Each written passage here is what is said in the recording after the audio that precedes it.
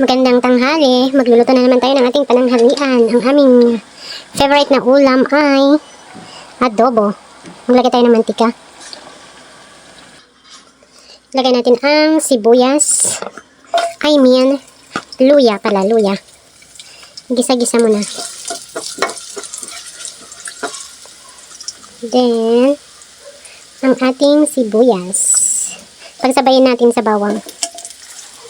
Oops, wait lang. Ang ating adobo na with the hard boiled egg and patatas. Ito ang ating pananghalian. Mekos-mekos muna natin para bumango ang ating spices. Okay na itong ating bawang, sibuyas at luya. Medyo nag-light brown na siya. So ilagay natin ang ating chicken. So kung igisa muna din yung ating chicken. Then mekos-mekos.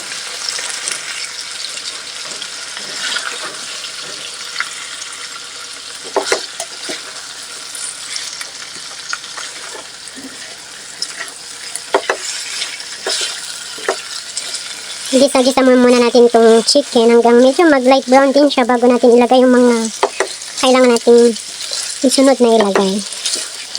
Itong adobo ay isa sa mga favorite naming ulam. Diba? Ganyan lang siya. Ang bango ng bawang, saka sibuyas, and luya, amoy na amoy. Takpan muna natin para mabilis maluto. I mean, mag-brown.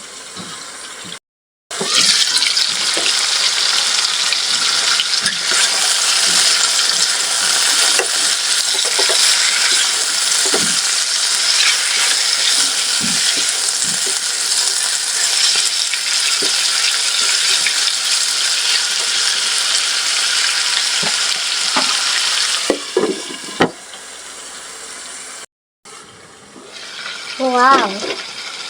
Yan yung gusto ko. Medyo nag-light brown ang mga chicken natin. Tsaka natin lagyan ng soy and vinegar. Diba ang ganda? Diba?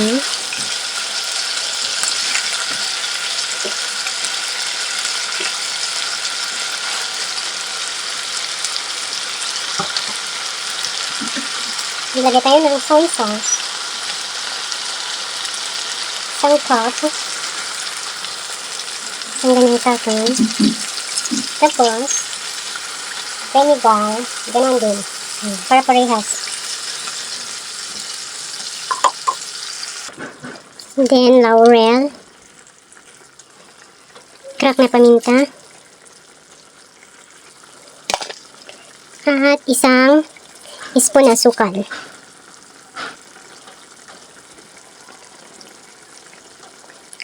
Nagbo-boil na siya, so i-mix-mekos natin. Hindi pa tayo naglalagay ng water kasi kusang nagtutubig yan. Mamaya na tayo maglagay ng water. Ganyan. Wow. Ganito ako minsan adobo, pero maraming klase ng pag-adobo. Nasa inyo kung anong trip yung gawin sa adobo nyo. Basta, ngayong video ay gusto kong ganito ang aking adobo. Tapos ilagay natin tong patatas. Hindi ko alam bakit ganyan yung color niya sa video. Parang black na black yung soy sauce natin.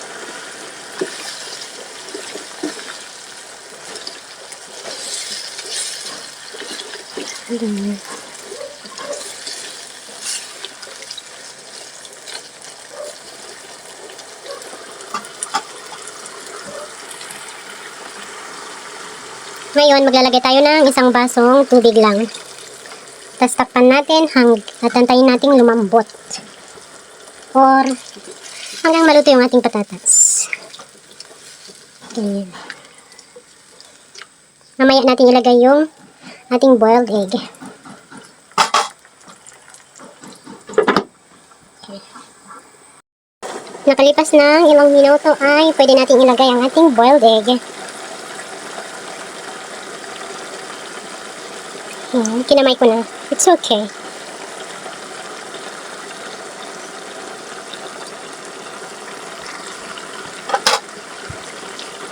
Kinain na natin para hindi siya madurog. Hindi madurog ang iyong itlog. Charot.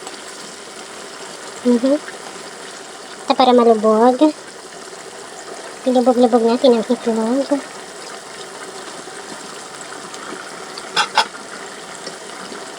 Takpan ulit at antayin medyo mabawas-bawasan ang kanyang parang sabaw. Kasi gusto ko medyo dry ang aking adobo. Maglalagay pala tayo ng konting magic syrup. Konti lang. Okay.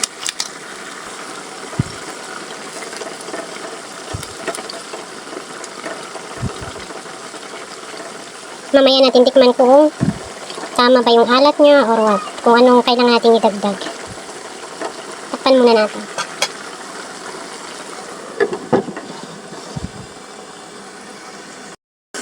Guys, luto na ang ating adobong manok. So, ayan. Nagmamantika na siya. So, okay na po, guys. O, diba? O, tikman ko lang kung tama lang yung halat niya. Tignan yun, parang lumabas yung oil. Yan yung gusto ko. Malapot yung sauce. Kasi kanina, maraming tubig. Hindi, parang sabaw na yun. Ito yung gusto ko, yung malapot ang sauce. Yan ang ating gusto. Sabi ko.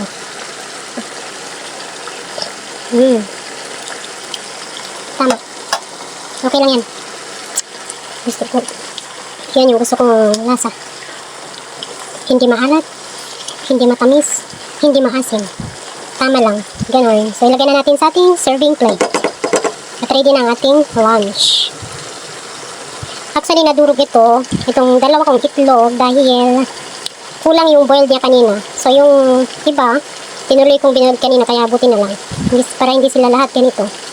Yan, kulang yung boiled niya kanina. So, ayan, hanguin na natin.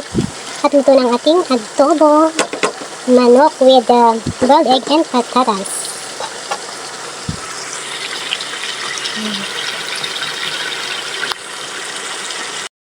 Ganon lang kadali magluto ng adobo.